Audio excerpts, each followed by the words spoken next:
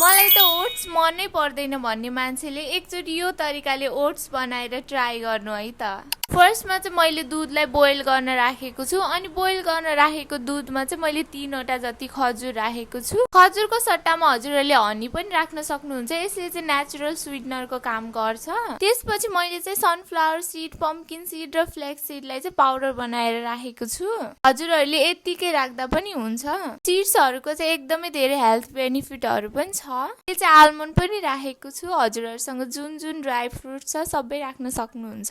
त्यसपछि तपाईहरुले चाहिँ आफूसँग भएको जुनसुकै ओट्स पनि युज गर्न सक्नुहुन्छ।